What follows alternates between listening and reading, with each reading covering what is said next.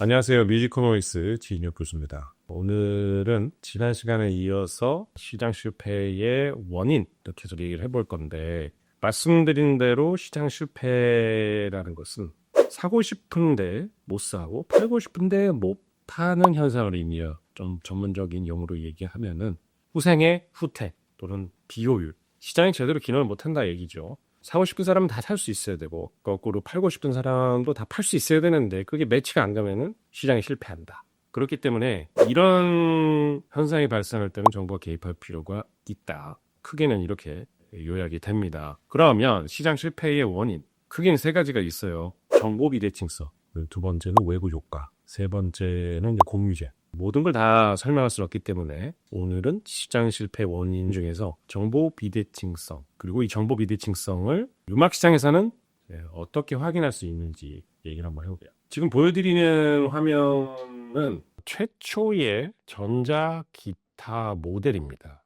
1931년에 미국 발명가 조지 부챔프가 프라잉 팬이라는 악기를 만들었어요. 지금 보면 굉장히 좀 조악하죠. 좀 생긴 것도 이상하고 뭣도 없어요. 그런데 이게 전자기타의 시초다. 어쨌든 뭐 좀 허접하더라도 이렇게 시작을 해서 지금은 굉장히 멋있는 기타들이 많이 나와요. 기타 얘기를 왜 하느냐.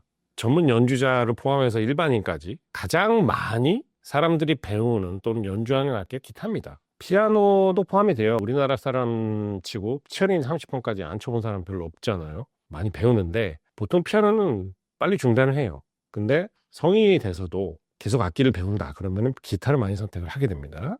왜냐하면 휴대가 편하기 때문에 악기 값이 피아노보다 싸고 접근성이 좋다는 얘기죠.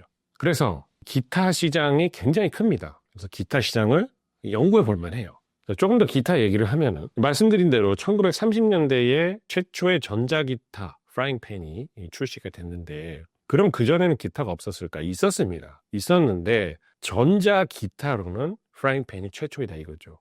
전에는 이제 소위 말하는 통기타, 어쿠스틱 기타라고 해야 되나요? 안에 마이크가 안 들어갔어요. 그런 기타를 사용을 했는데 밴드가 점점 커질수록 웅장한 음악을 연주하게 되고 기타 소리가 안 들리는 거예요. 그래서 에라이 그러면서 나도 전기장치를 껴가지고 소리를 증폭시켜서 드럼이나 뭐 브라스나 가수의 노래도 이제 마이크로 하다 보니까 그런 악기는 같이 들리게끔 하기 위해서 전자기타가 나온 것이죠. 사실 정확한 이름은 전기기타예요. 전자라기보다는 전기기타. 왜냐하면 전기 신호를 이용하는 거기 때문에. 물론 이제 요새는 전자기타로 해도 무방할 것 같습니다. 왜냐하면 워낙 컴퓨터를 많이 동원하기 때문에. 30년대 연주자가 10명 이상 큰 규모로 구성되었던 이런 연주를 많이 했는데, 그래서 이 시대를 가지고 빅밴드 시대다 이렇게 얘기를 합니다. 그럼 이제 전자기타에는 어떤 것들이 있냐? 크게는 몸통이 꽉 찬 솔리드형 기타가 있고요. 이제 솔리드 바디라고 불러요. 사진에 나오죠. 그 다음에 통기타처럼 생겼는데 바디 안에 공간을 내가지고 소리가 울리는 걸 그대로 사용하는 홀로형 두 가지가 있습니다.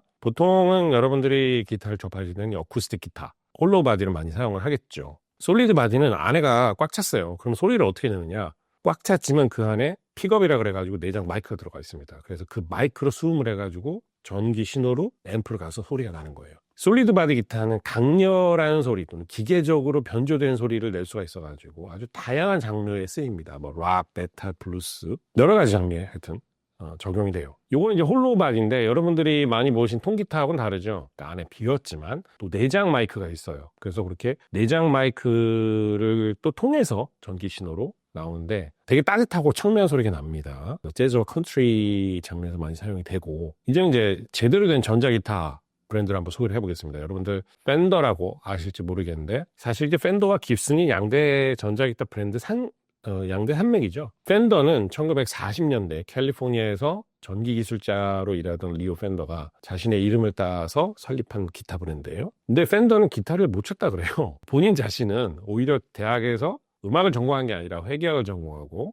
전기는 독학으로 배웠다는 독특한 이력을 가지고 있습니다. 그래서 자동차 타이어 회사에서 회계원으로 일하다가 어느 날 해고가 됐나 봐요. 그래서 라디오 수리업을 시작을 했는데 그게 점점 확장돼가지고 내가 보통 이 어쿠스틱 기타도 전기 장치를 집어넣어가지고 뭔가 좀 새로운 악기를 만들 수 있겠다 이런 생각을 했던 것 같아요. 그래서 설립된 게 바로 펜더다.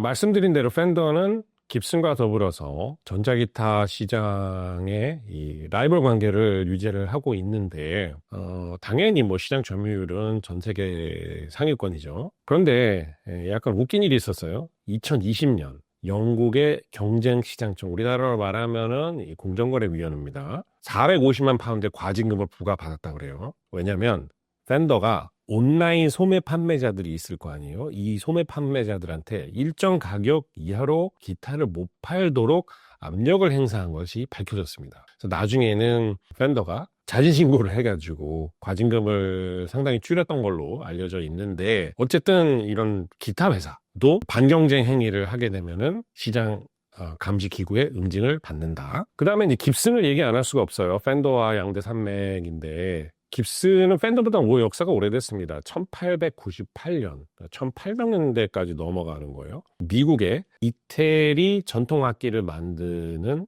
이태리 전통악기라고 하면 만돌린 같은 거겠죠. 오빌 깁슨이라는 사람이 깁슨을 창업을 했어요. 주로 어쿠스틱 기타를 만들다가 이제 2차 대전 때에는 나무와 금속을 재료로 하는 군수물자까지 만들었다고 그래요. 어쨌든 뭐 이런저런 궁리를 하다가 현대적인 악기를 깁슨이 만들기 시작을 했고, 52년에 레스폴이라는 모델을 출시해서 여기 그림에 나오죠. 참고로 레스폴은 기타리스트입니다. 그 기타리스트와 깁슨이 협업을 해가지고 나온 모델이 레스폴이에요. 이쁘게 생겼죠? 그래서 이 레스폴이 대성공을 합니다. 그 다음에 후발주자를 고르라고 하면은 PRS를 생각할 수가 있을 것 같아요. 폴 리드 스미스라는 브랜드인데, 이 폴 리드 스미스라는 사람 이름이에요. 폴 리드 스미스가 영어로 이제 루시어라고 하는데, 기타를 만드는 사람이죠. 기타 장인? 팬더와 깁슨의 장점을 혼합해서, 그러니까 사실 팬더와 깁슨 되게 다른 악기이긴 하거든요. 짜장면과 짬뽕 같은 느낌인데 짬짜면을 만든 거예요. 누가? 폴 리드 스미스가. 그래서 또 대성공을 했습니다.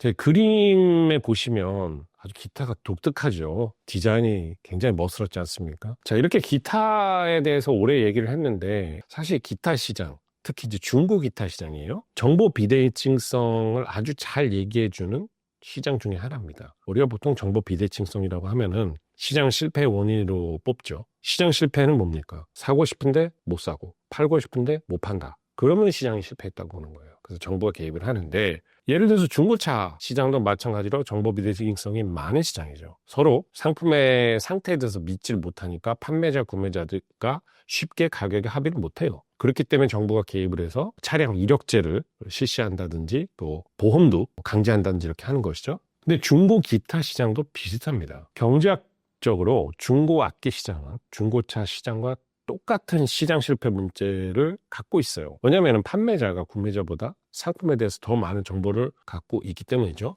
이게 비단 중고 악기뿐만 아니라 모든 중고 상품은 똑같은 문제를 갖고 있어요. 여러분들 예를 들어서 중고나라나 당근마켓 같은 중고 상품 플랫폼이 없을 때를 생각을 해보세요. 저도 예전에 그런 플랫폼이 없을 때 막 잡지를 뒤지거나 신문을 뒤져가지고 중고품을 거래해 본 적이 있거든요. 인터넷이 있기 전에 태어나셨던 분들 이렇게 생각하면 그런 경험이 다 있을 거예요. 근데 이게 엄청 불편해요. 비효율적이란 말이죠. 왜냐면은 상품에 대한 정보를 지면 요만한 데 실어가지고 매우 제한적으로밖에 접할 수가 없어요. 사는 사람이나 또는 파는 사람이나, 파는 사람도 누가 사는지 얼마나 지불 용의가 있는지 이런 거 알기가 어렵거든요. 근데 인터넷이 생기면서 중고거래가 굉장히 활발해졌어요. 이렇게 판매자, 구매자가 상품에 대한 정보를 교환하기가 쉬워졌다는 얘기고요. 이 정보로 교환하는 이 행위를 신호 보내기, 영어로는 이제 시그널링이라고 해요. 예를 들면 판매자가 인터넷이 생김으로 인해서 인터넷에 사진이나 또는 사용 후기들을 올리게 돼요. 구매자는 반대로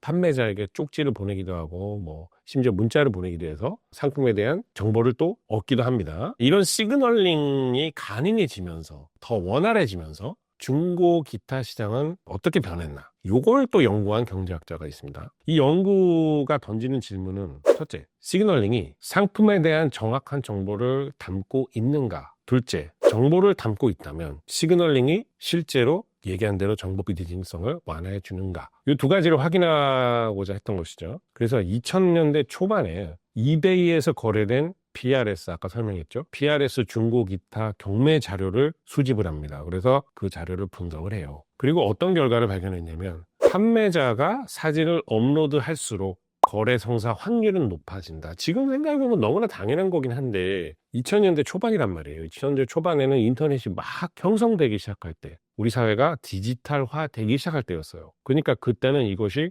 굉장히 생소한 작업이었고 실제로 디지털화로 인해서 중국 이타 시장에 시그널링이 효과적이다 그러면은 상당히 의미 있는 연구 결과였기 때문에 당시로서는 충분히 해볼 만한 연구였던 것이죠. 어쨌든 판매자의 사진 업로드가 거래 성사 확률을 올린다 확인됩니다. 당연히 어떻게 해석을 하면 되겠습니까? 구체적인 정보가 제공되면은 정보 비대칭성이 완화돼서 거래가 더 자주 빈번하게 일어난다. 사고 싶은 사람은 사게 되고 팔고 싶은 사람도 팔게 된다는 거죠. 그 다음에 이제 두 번째, 요 결과가 더 흥미로운데 부정적인 후기가 달 수가 있잖아요. 어떤 판매자가 제품 올렸는데 부정적인 후기가 달려있다. 그럼 이것에 대해서 거래자들은 어떻게 반응을 할까? 부정적인 후기가 입찰 가격 또는 거래 체결 확률에 영향을 주느냐? 요거를 연구를 했어요. 결과는 어떻게 나타났냐면 판매자의 거래 횟수가 빈번할수록 부정적인 후기도 많을 수가 있거든요. 그래서 부정적인 후기가 올라왔다고 하더라도 반드시 판매자에 대한 불신이 반영되지는 못한다. 그런 결과가 나왔습니다. 그리고 이 연구를 수행한 경제학자는 어떻게 또 해석을 했냐면 구매자가 입찰 자체와 입찰 가격 이 두 개는 다르다. 분리해서 인식한다고 해석을 합니다. 말하자면 구매자가 기타에 대한 정보를 갖고 그러니까 시그널링을 통해서 입수를 했겠죠. 쪽지라든지 뭐 사진이라든지. 그 다음에 입찰을 결정한 이상 구매자는 판매자를 신뢰하게 되고 입찰 가격을 낮추지는 않는다는 얘기예요. 그러니까 시그널링을 해서 입찰을 할 거냐 말 거냐를 정하고 그 다음에는 입찰 가격에 대해서 시그널링으로 결정을 하지는 않는다. 재밌는 연구 결과죠. 하지만 PRS는 말씀드린 대로 굉장히 좋은 브랜드예요. 그래서 시그널링이 PRS 거래 자료에 명확하게 나타나지 않을 수 있다. 이런 단서를 달기는 합니다. 근데 여기서 하나 제 생각에 중요한 시사점은 중고 시장처럼 정보 비대칭성이 있을 때는 정부가 개입을 할 필요가 있다고 그랬잖아요. 그런데 이렇게 디지털화로 인해서 시장이 알아서 시그널링도 하고 정보 비대칭성이 완화가 되면 굳이 정부가 자원을 써가지고 혈세를 써서 시장에 개입할 필요가 없기 때문에 디지털화는 굉장히 좋은 역할을 해줄 수 있다는 것이죠. 오늘은 여기까지 하겠습니다. 감사합니다.